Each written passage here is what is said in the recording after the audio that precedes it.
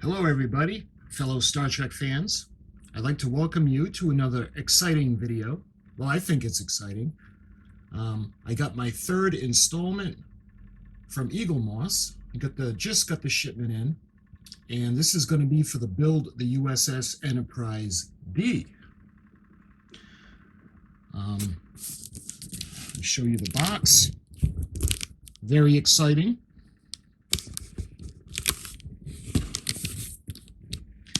And let's take her over to the desk and we'll open it up. And I'll show you guys what's in this installment. All right, let's see what goodies we have in this shipment, shall we?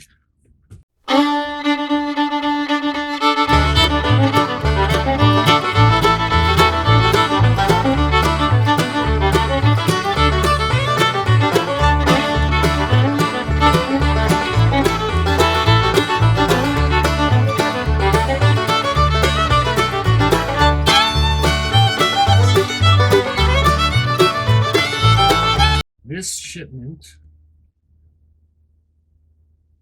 was $61.40 with $9.80 shipping. Let me show you guys the contents of this one. Magazine of Star Trek Build, issue 7 to 10. We got the screw box and the issue 7, 8, 9, and 10. So that's exciting.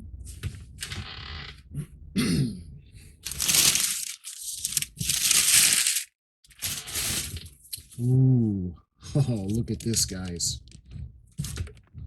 The back of a beautiful primary hull, or the saucer pylon. Look at that. And this is plastic. Very pretty. You can see the frame that's going to go with it. And this is part number 7.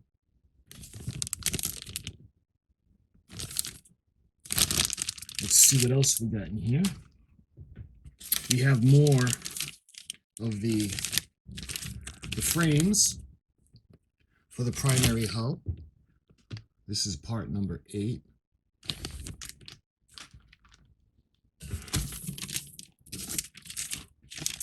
And I see some lights on this one. It's another section of the frame. And we have some electronic pieces, and we have some windows, and this one is part 9, and I will open it up and show it to you guys in a minute. I just want to go through everything that's in the box. We have some more frames. What I'm thinking is for the primary hull. More windows, blacked out windows and lighted windows, and this is section or part number 10. Let's see.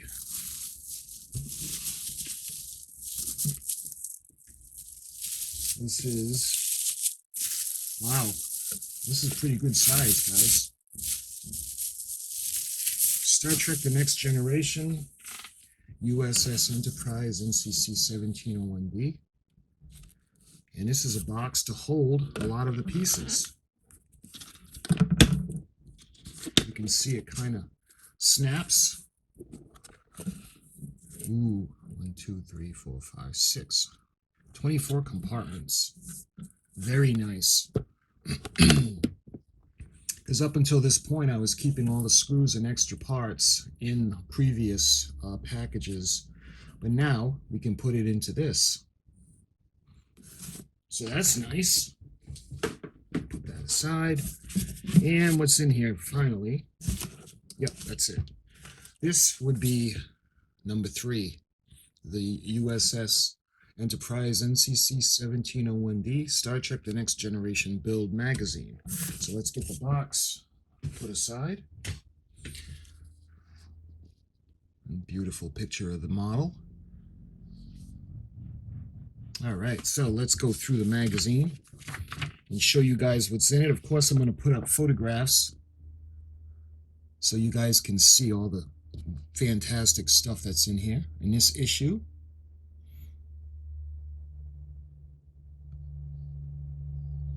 and we'll go through it all. You can see stage 7. You've got the braces for the frame, and you've got the back of the nacelle pylon, and you got a couple of other pieces. And here are the parts that come in that parts pack. That's stage 7. Stage 8 parts, you can see it's more framing. And this is what comes in that pack. The upper skeleton and a couple of pieces. Here's stage 9. Another frame. So I guess this is where we really start to build the primary hull. You start getting that together. You can see what's in that pack. And on the bottom is parts 10, stage 10.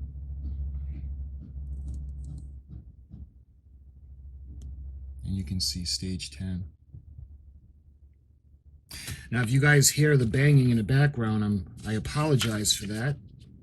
But what we're doing is we're putting a new deck on our house because the old one was pretty much rotted. Stage 7.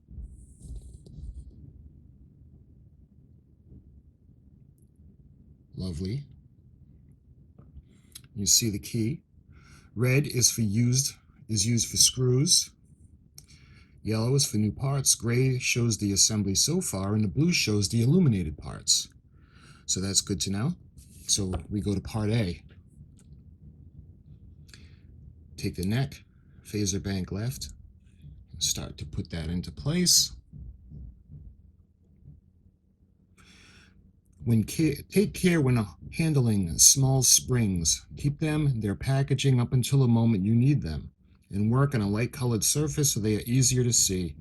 If they roll away, a spring from your grasp. That's good advice. Fellow modelers, we've all been working on things where they just seem to jump and just take off.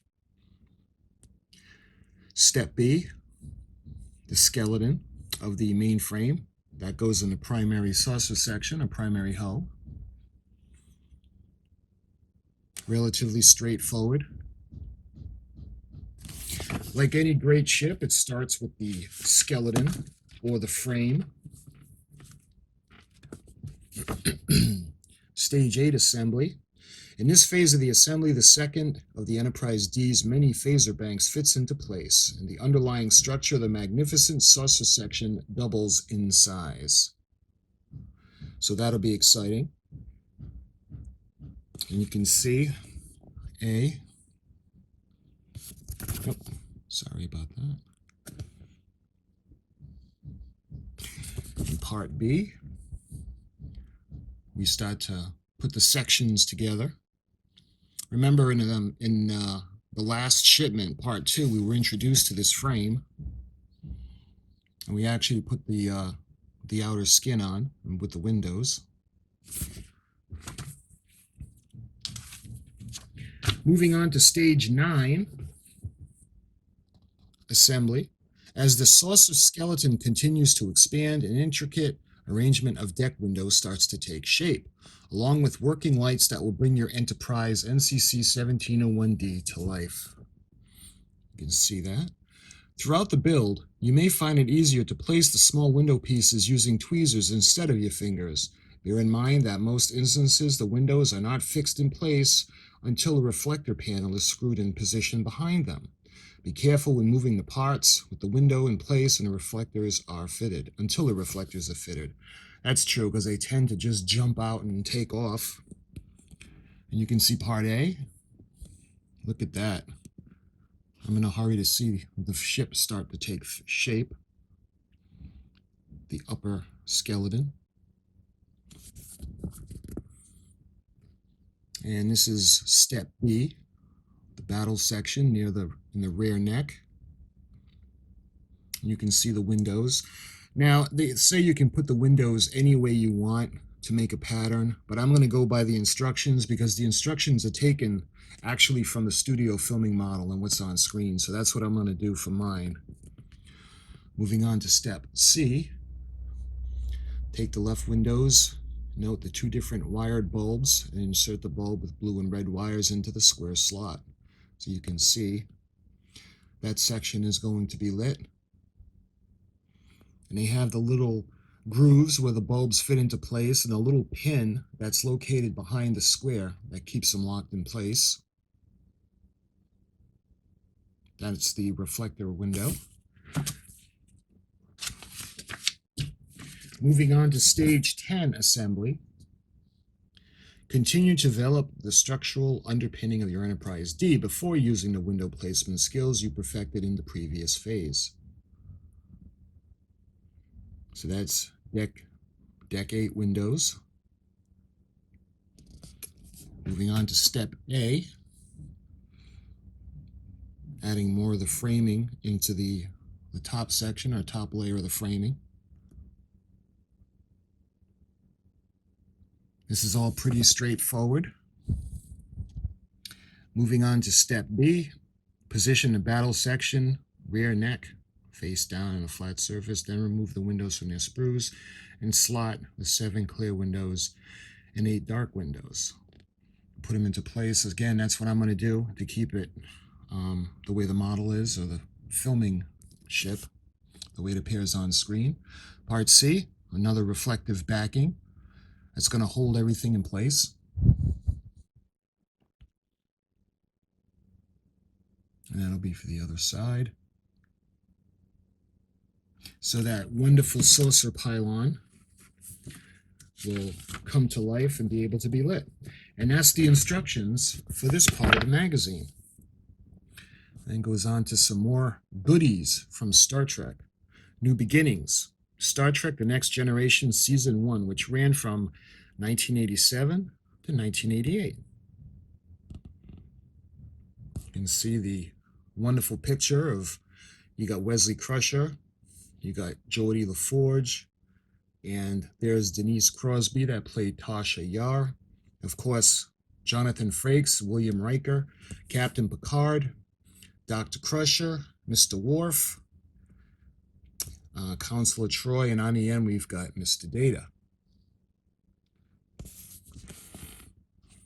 You got a picture of Jean-Luc Picard on the other side. The original casting call for the captain of the Enterprise D, I believe the character's name is Julian Picard, as described him as a romantic, Parisian, whose Gallic accent appears when deep emotions are triggered. Dozens of actors were considered for the role with the Americans Mitchell Ryan, Roy Finns, and Yaphet Kotto among the front runners, along Belgian performer Patrick Barcow. The English actor, Patrick Stewart, was not approached until relatively late in the casting process. After supervising producer Robert H. Justman saw him perform readings from Shakespeare and Coward as part of the evening class on comedy, Justman arranged for Stewart to meet Gene Roddenberry, but the showrunner was not convinced. According to Justman, it then took a campaign that lasted some months to steer Roddenberry away from his notion of a very hairy Frenchman in the captain's chair. After this, Stewart was invited back for a final audition, when he won the vital approval of Paramount studio boss John Pike. And that's how we get the iconic Patrick Stewart as Captain Jean-Luc Picard, born in France. And this is a real fantastic episode, one of my favorites. I love Encounter at Farpoint, because I love Q, and I think the creatures that they use were just amazing. I love the big jellyfish sort of creature. Episode 1 and 1.2. Premiere September 28th, 1987. Written by D.C. Fontana and Gene Roddenberry. As the crew of the USS Enterprise must solve the mystery of Farpoint Station, while also proving to the omnipotent Q that humanity has outgrown its savage past.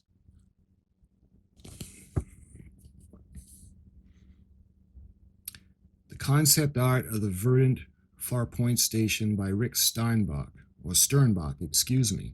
And the episode is broadcast in 1987. The lush greenery was entirely brown. The 2012 high-definition remaster of this episode adds the color that was intended all along. You guys remember that the inhabitants of the planet had enslaved that creature and using it as a power supply, and against its will, and the Enterprise gave it enough strength to be able to leave. We got a nice, wonderful picture of the crew. The evening of Monday, June 1st, 1987, the initial lineup of the series regulars, not yet including Michael Dorn as Worf, gathered for a photo set with Gene Roddenberry, supervising producer Robert Justman, and supervising producer Rick Berman. And we talk about the badge. Encounter at Farpoint marked the first appearance of the COM badge, the wearable device that combines an officer's regulation Starfleet insignia and communicator. Previously in the original series, its attendant films, the communicator had always been a handheld object, with the insignia purely decorative. It shows you some of the guest stars. DeForest Kelley. DeForest Kelley's screen test for the cameo saw him aged with makeup rather than prosthetics and dressed in 23rd century Starfleet uniform. For the episode itself, Kelley wore a prosthetic to better convey the fact that many decades have now passed along with civilian clothes. So he's no longer in uniform.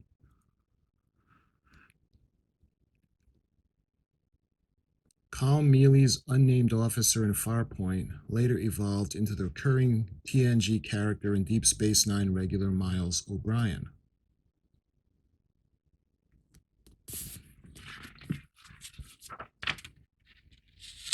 Okay, now we start to go into one of my favorite characters.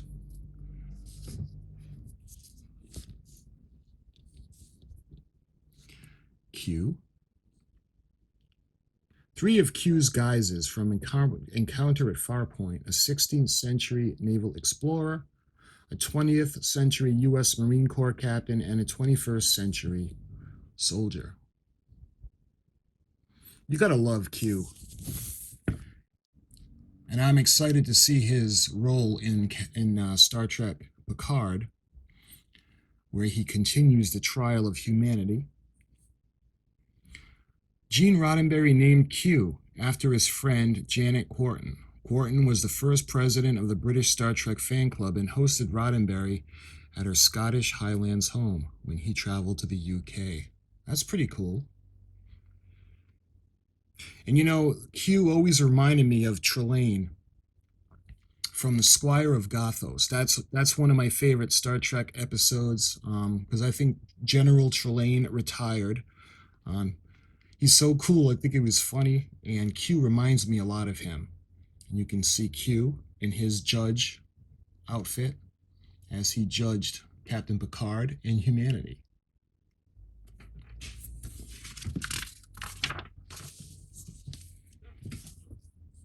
We move on to The Naked Now.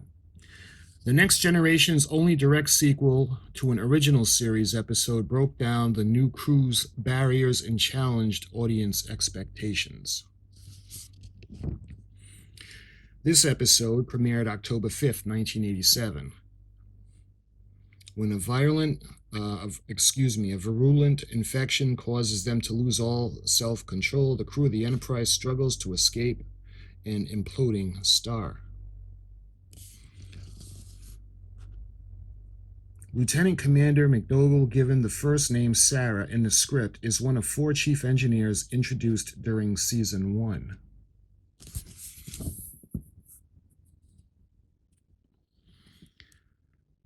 Data's reference to being fully functional during his romantic encounter with Tasha is quoted once more in the 1996 film Star Trek First Contact.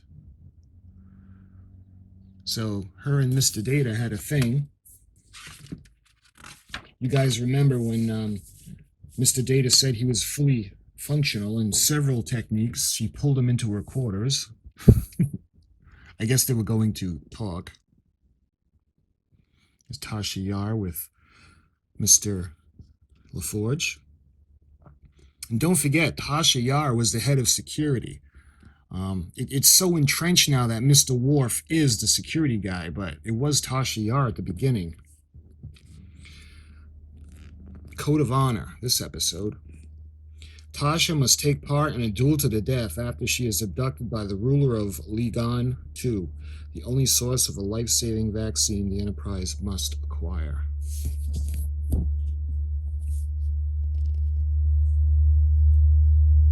Jesse Lawrence Ferguson as Lutan, the ruler of Ligan 2. His best-known role was for the police officer in the 1991 film Boys in the Hood. He wasn't very nice in that movie. Well, he's not very nice in this episode, but not as bad as he was in Boys in the Hood. Bad by I mean his character wasn't very nice. The exterior of Lutan's Center Palace, Center Place, on Lugan 2, was a matte painting by Sid Dutton, based on a concept art by Rick Sternbach.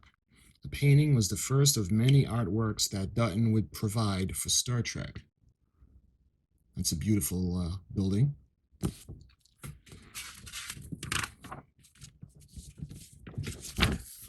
The Last Outpost. The first encounter with the Ferengi. And does anybody actually like the Ferengi? Let's see the synopsis. This actually aired October 19th, 1997. When the Enterprise and the Ferengi ship are rendered helpless by the mystery power, they must negotiate a way to investigate together.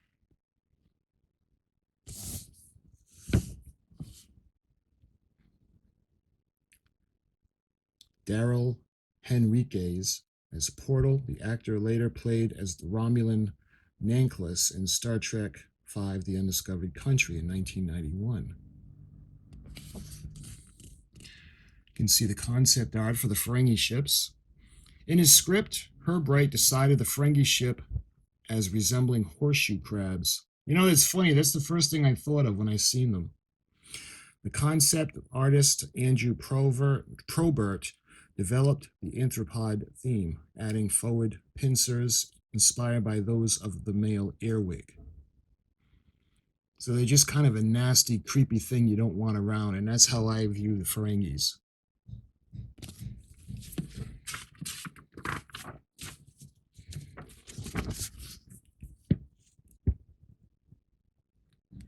A whip-wielding Ferengi on board the Enterprise in a promotional photo for The Last Outpost. So now we start to see different, the evolutions. The evolution of the Ferengi is drawn by Andrew Probert. The Ferengi were meant to be the new badasses of the universe. Probert later commented, they were to be a combination of pirates and lawyers who placed the value of the dollar above everything. The description was that they would have very large ears, so I was trying to come up with a look that incorporated that. All the early design concepts also made a feature of beards and swept back hair until Gene Roddenberry decreed the species would be hairless. So here's some of the, I guess, prototypes of the evolution. Almost kind of like a Klingon Ferengi.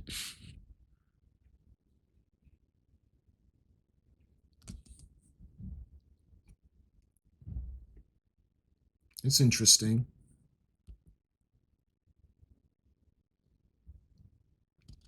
And of course, ultimately, they're known as that, appearance-wise.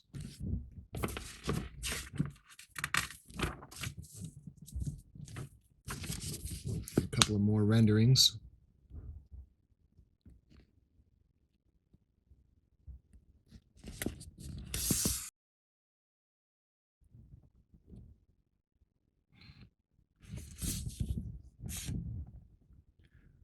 In between takes, Ferengi actors were free to reveal their real-life sparkling dentistry. The making of the Marauder. Oh, this is cool. Two filming models for the Ferengi Marauder were built by Gregory Gine Incorporated. Two Andy Probert's design. Both were cast from the same mold and were used, which was made by sculpting the main shape of the vessel out of foam, then vacuum forming plastic around it. Intricate decals were then added before the plastic was encased in latex rubber. The resulting negative image served to be the master mold. This is one of my favorite things. I love seeing the ships and the models of the ships. I, for one, am not a fan of the CGI. It just doesn't look convincingly real. I think the models are the way to go, for me anyway. The first model was cast from the mold in fiberglass, painted and kitted out with lighting and mechanisms to extend the neck, the elevation of the weapons platform, and the top of the hull. Details on the finished model include a drop ship, the underside, intended by Probert to be a pirate raiding craft, which is shown at the left. And look at the beautiful Enterprise. On set at Image G, the VFX company frequently responsible for a TNG after encounter Farpoint, the model soon became damaged as the moving parts proved to interfere with the internal lights. Beautiful Enterprise. And that's everything in this one. So this is part 3, or Epis Magazine 3.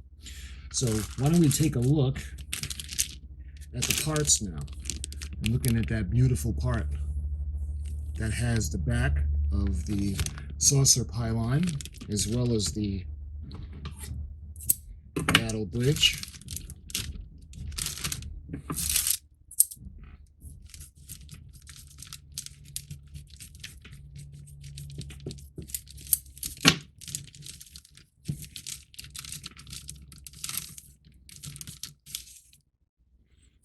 Look at that. Beautiful. Absolutely gorgeous.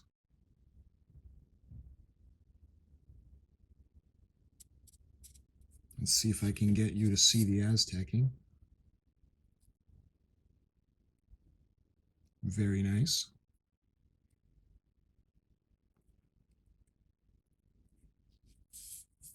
Let's see all the windows, nice and crisp. Beautiful. All right, what else we got? Looks like we have a couple of screws. Oh, this isn't a screw, excuse me. This is a spring. What I was reading you in the instructions. So that's a spring. And we've got 2 more of the kind of bracing that are going to go onto the frame. And we've got the backing to hold everything in place. You can see it's going to hold something in place, probably the windows or lights. You can see the phaser bank from the back. It's very nice. And we got a package of screws. These are the BM screws.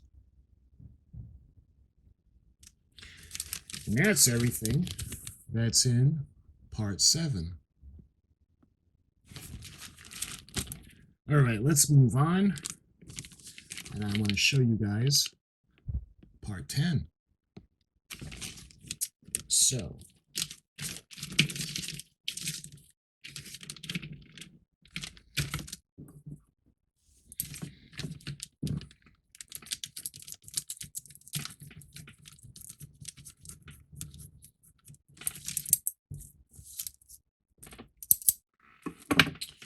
all right.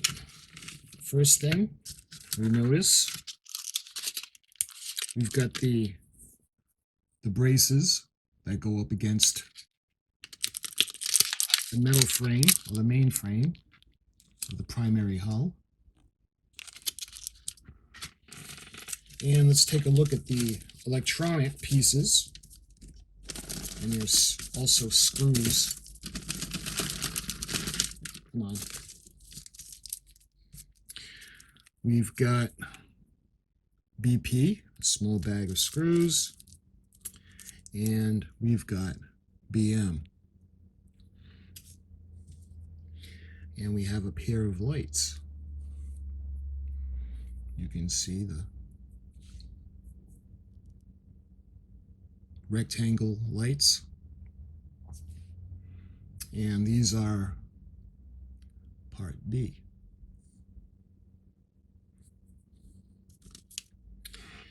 All right, moving on, we've got the black windows.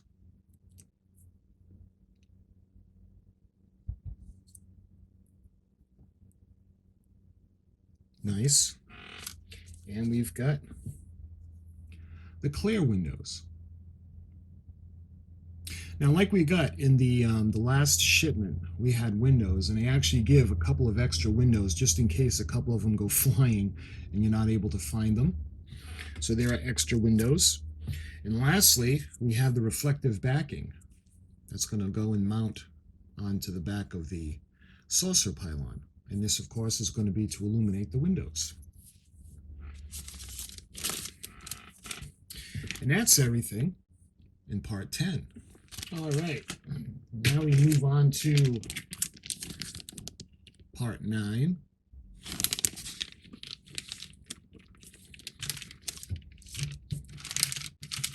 And we got to first look at the section of the big, beautiful frame.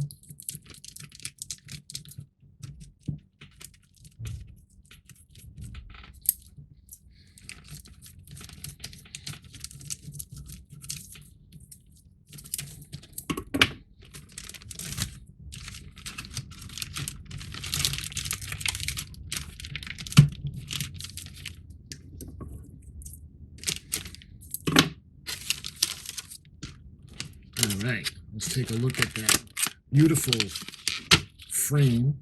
And this is metal, which is a good thing. And we saw the introduction of this in the last shipment. This is the top section.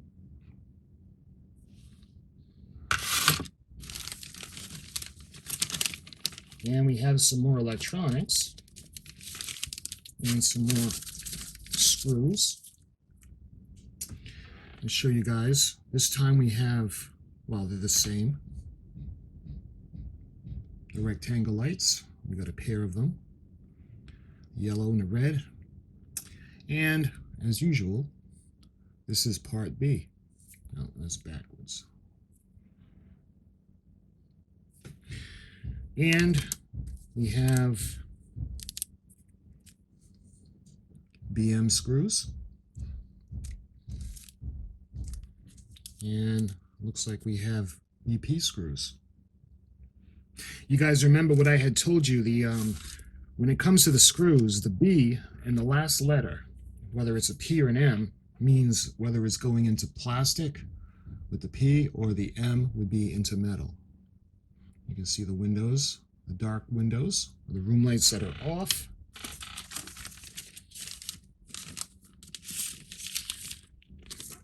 And we've got more of the windows that are lit. By the way, there's 8 on each tree. And lastly, we have another reflective part that's going to hold the windows into place and reflect it. And you can see the lights, little areas where the lights go in.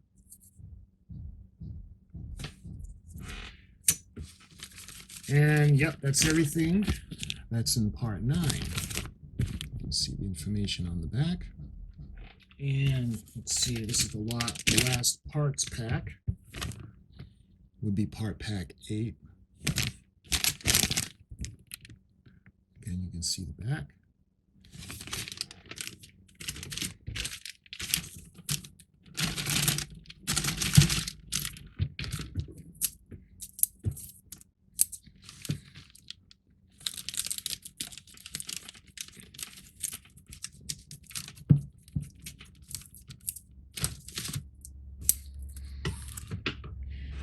All right, looks like we got another section of that beautiful frame. And as usual, it's metal. This model is going to be so nice and sturdy. Last years and years.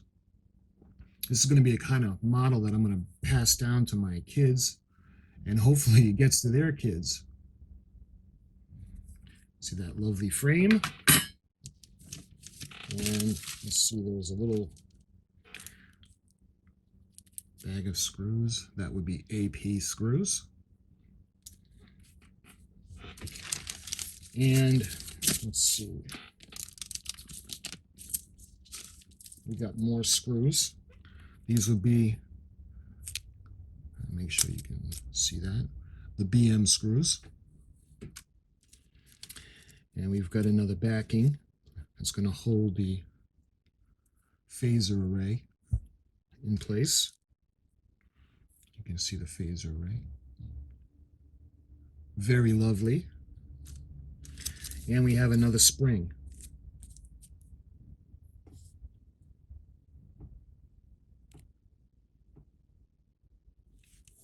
And is that everything that's in? Yep, that's everything that's in pack 8.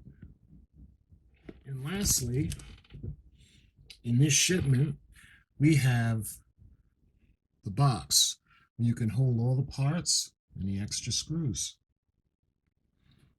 Let me show you the back. Very nice.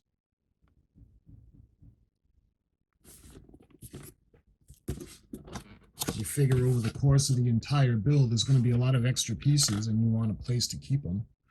Should you need to do repairs, hopefully you won't be needing that, but you never know.